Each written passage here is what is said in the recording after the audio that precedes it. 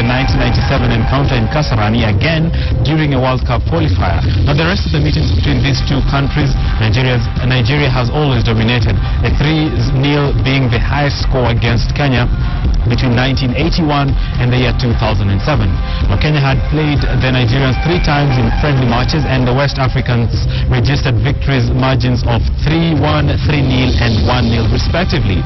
Kenya today will miss the services of her 2 key players, Dennis Oliet and Arnold Origi, but coach Adel Amrouche has Victor Wanyama and Kefa Aswani among other players who try to challenge the mighty Nigerians. Of course, we will be taking a look at that match later on. All roads indeed are leading to that part of the town. Right, moving on, Uhuru Kenyatta's cabinet is on the verge of completion following the clearance of the last 2 nominees by the Committee on Appointments. Joseph Ole Lenku and Kazungu Kambi now await the swearing-in later this week. Now, the two will take charge of the Ministries of Interior and Coordination of National Government, as well as Labour, Social Welfare and Services, respectively. Aaron Ocheng reports. Stage is now set for the swearing-in of the last 2 cabinet secretaries in charge of Interior and Coordination of National Government, as well as Labour, Social Security and Services. Parliamentary Committee on Appointments have given President Uhuru Kenyatta's nominees for the posts, Joseph Ole Lenku and Kambi Kazungu, a clean bill and therefore fit to hold the offices. A report of the committee tabled in Parliament this morning okayed Ole Lenku, Utalii Hotel General Manager, with no anomalies. Once we have established the root cause of the violence or anything that destabilizes the well-being of our country, there is a law or laws to govern how we handle that. The same was the fate of former Medical Services Assistant Minister Kambi Kazungu. While I was at the Ministry of Medical Services, the ministry was quite challenging. So I decided to join Marathon University, and I pursued a degree in development studies, Mr. Speaker. The 2 are expected to be sworn in any time from tomorrow and will take full charge of their ministries. The vetting process scrutinized the nominees' ability to perform, their academic qualification, as well as nominees' integrity. The committee, that is headed by Speaker of the National Assembly, Justin Muturi, has now vetted all the 18 cabinet secretaries, with only 1 nominee being rejected at the committee stage, but later cleared by the whole House. Aaron Ocheng, KTN. Now, Edith, there is a report about crime, and I understand we have finally good news about crime. How's that? Right. Despite all the incidences that we've been having in the past, kidnappings, yeah, it turns out that crime in the country has actually decreased. And so let's have a look at that report, where crime in the country has decreased in the first quarter of the year. And, well, that's according to police statistics. The Inspector General of Police, David Kimayo, says law enforcers have recorded a decrease in various categories of crime in the last 5 months, and that's compared to the same period last year. Releasing crime statistics for the past 3 years, Kimayo says the force wants to put in place a crime management strategy that will see the installation of CCTV cameras in crime-prone areas. Since the beginning of the year, we have seen a wave of crime which has affected various parts of the country. Even though this scenario might, on the face value, be construed to mean that crime in the country has gone out of hand, I want to state that indeed crime in the first quarter of the year has decreased.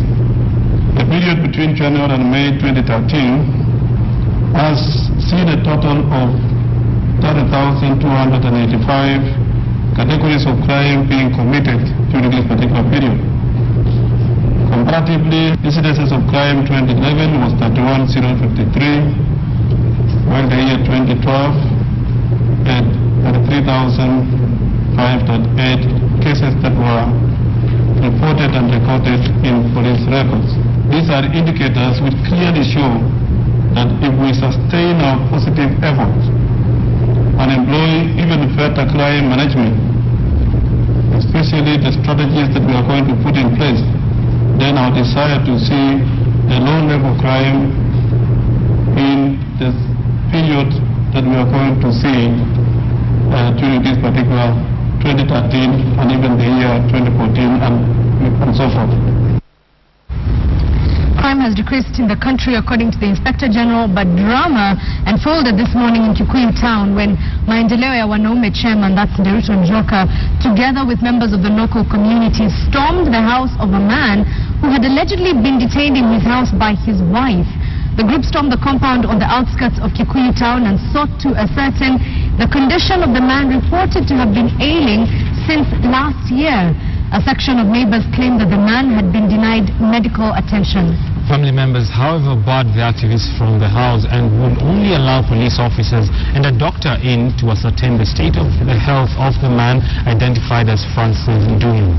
Chaos broke out when members of the public demanded to be allowed in to see the man. Police officers took Njoka into custody and dispersed the crowd that had assembled in the compound. Njoka was whisked away to the nearby Kikuyu police station. Francis Ndungu is reported to have started ailing last November, after which he disappeared from the public eye, something that raised concern among the locals. Na huyu mwanaume ameanza kungojeka mwezi wa 10 na akaanza kutoa ulimi akijiumauma. Alafu akaenda hospitali, amepimwa kila mahali, amepimwa na Dr. Buya na hana ugonjwa hata kidogo. Ametolewa hata maji kichwa, hata kwa mgongo na si mgonjwa hata kidogo. Then kulikuwa na shida yake na gari. Akarushiwa funguo na mimi akaja akaniambia, "Ndio mnaona napigania hii sababu. Mimi ananiitaga big sister. Edwin Token is my partner in business."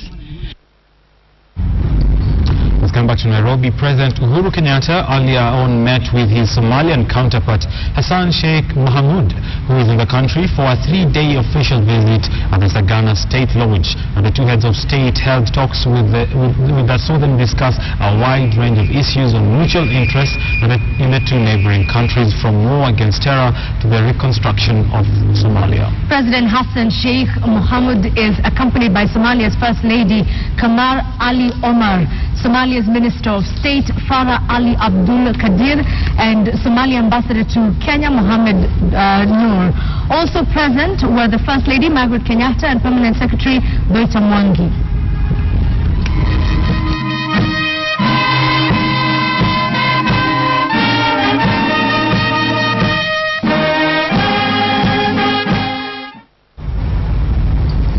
It is the third time we're seeing another positive story coming from Somalia in just I have a feeling we're just going to have to completely erase all preconceived notions we had about that country. Right. From Somalia and Kenya, let's go to Naivasha. Now to human-wildlife conflicts, and residents of Ihindu village in Naivasha County treated themselves to a rare feast after buffaloes from the Longonot National Park that had strayed into their farms were cornered and killed. One buffalo was shot dead by KWS rangers, while the other was hacked to death by the armed villagers. The residents rushed to the scene and scrambled to get a piece of the game meat. The locals say the animals had been moving from farm to farm, leaving a trail of destruction. The Kenya Wildlife Services say they are working on measures to contain wild animals in the protected areas. KWS also says that only 20% of the wildlife in Naivasha is in the national parks, with the rest living in unprotected areas.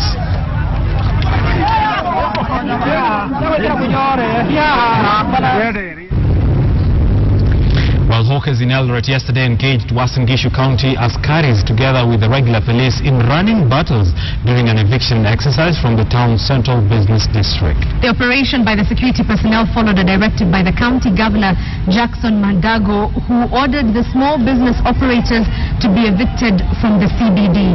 Business operations in the town came to a standstill for the better part of Tuesday afternoon following protest by the traders who have vowed to stay put until alternative trading ground is provided to them.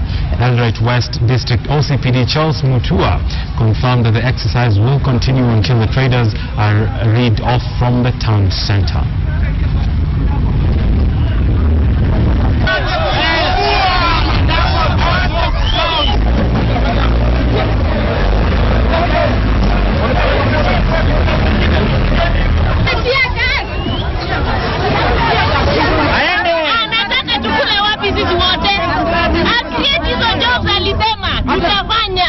Waswakwe kabisa kuweka nje. kitu ambayo nimeunga mkono Bwana Mandago afanye kazi. Hatutaki kuona manguo kitandikwa hapa. Tunataka magari ifanye watu watembee bila kusumbuliwa kwa hawa watu. Normalcy has returned to Sugoroi village in Daragwa constituency following days of terror and fears of attack by a stray lioness after the animal was killed by the Kenya Wildlife Services. The lioness is said to have killed 3 cows on Sunday night, causing panic, especially among the residents as they feared it would strike again. Then pupils of Sugoroi Primary School escaped death after they spotted the animal in a busy bush by the roadside on their way to school, an incident that prompted the villagers to take action, calling KWS officials. Daragwa Ward County Representative Mwangi called upon the government to deploy KWS officers in the area, saying that human-wildlife conflict is becoming a problem in the area.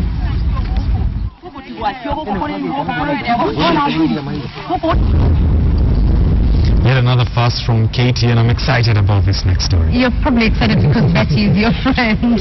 But he's talking about the premiere episode of KTN's latest feature, How Things Work, and this went on air last night. If you missed it, not to worry. Now, it is a feature that delves into the inner workings of the day-to-day technologies. And here is a look at what Betty had said for us on how things work.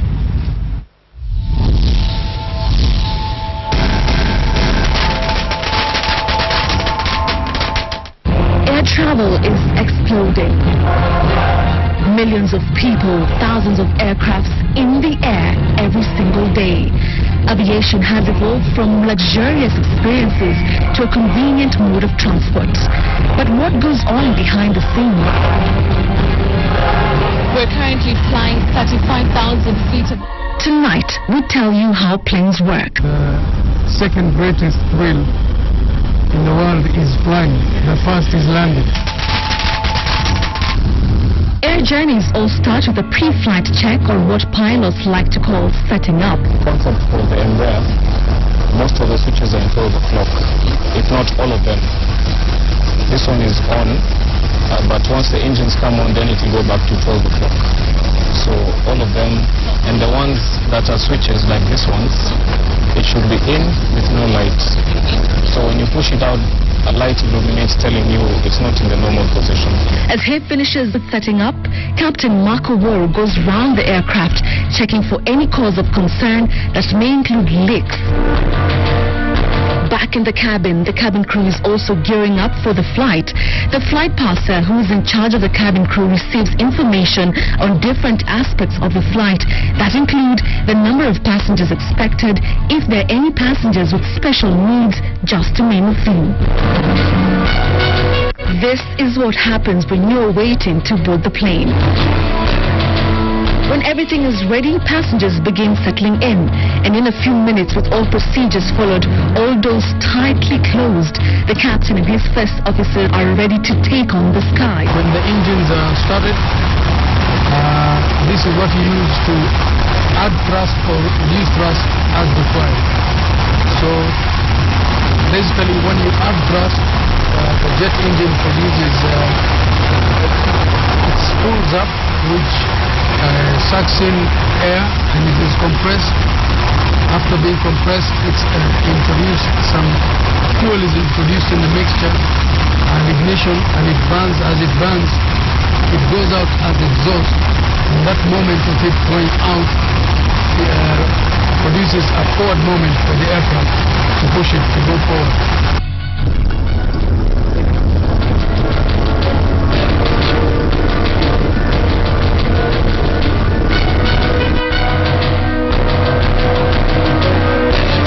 For an aircraft to fly, there is something called forces of flight, or the principles of flight.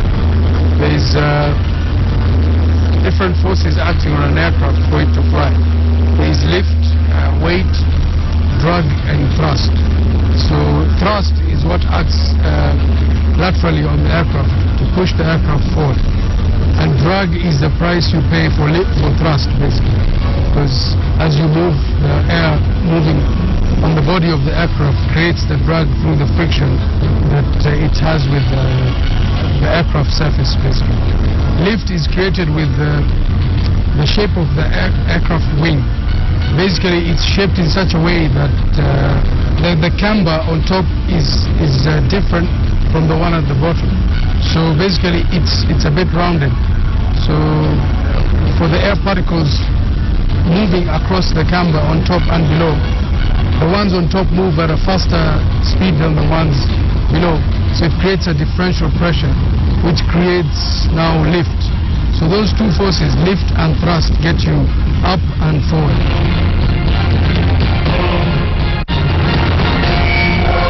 To feed the enormous jet engines is no easy feat.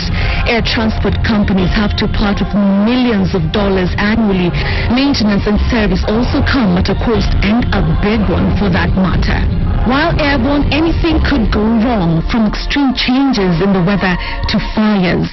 However, Captain Samir tells me that the aircraft is designed to handle most emergency situations. There are enough warnings before something goes wrong. Every time you go, you build a competency, a skill to deal with maybe an engine fire or an engine failure or things like that. So like I said, with experience, you basically learn how to deal with these things, and it's human. Of course, when I have an engine fire or a failure, doesn't mean I don't get, not scared. Yeah, of course, I will be concerned, but I have to bear in mind that, I have 100+ passengers in the back, plus my crew and my co-pilot. We need to work together and make sure we get the aircraft safely on the ground. This is an aircraft simulator. It is here that pilots are trained to deal with emergency situations, from engine fires to weather phenomenon like thunderstorms, in preparation to become qualified pilots.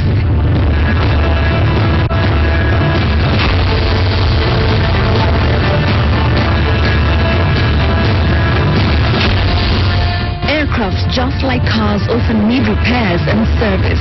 It is here in the hangar that the huge jets come for attention, from changing of destroyed blades due to bird strikes to changing of the landing gears, you name it, it's all done here.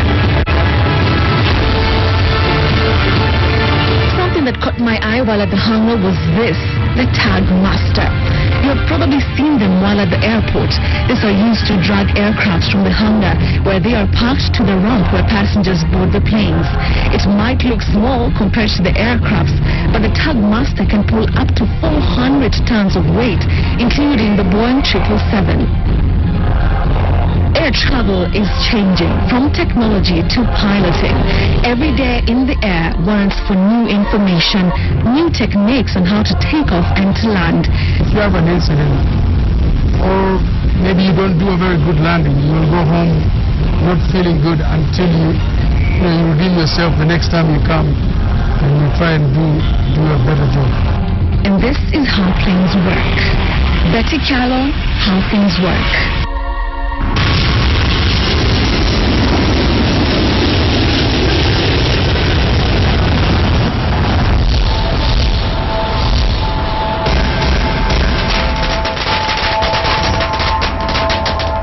Women in Kenya should be empowered further to realize their full potential in the information, communication and technology sector. Now, these were the resolutions of the first day of a two-day Women, Girls and ICT conference in Nairobi.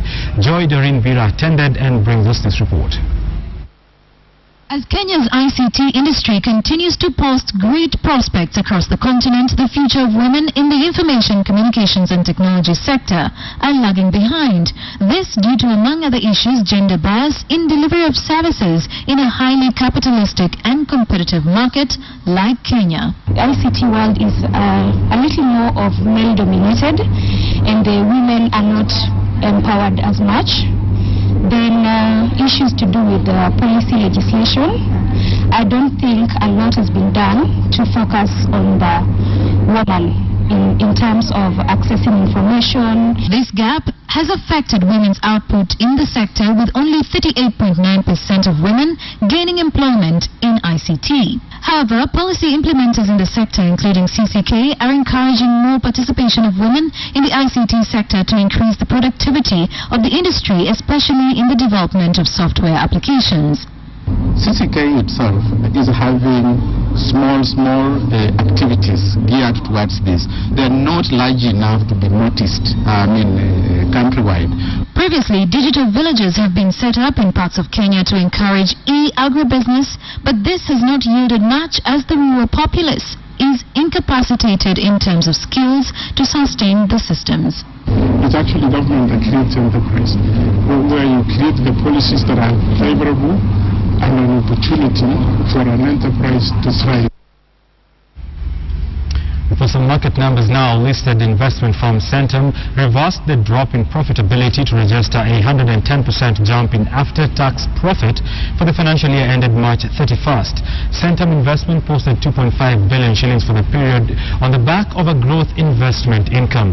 Investment income tripled from 1.3 billion shillings to 3.9 billion shillings through investments that the company made in countries like Ghana, Rwanda, Tanzania and Nigeria.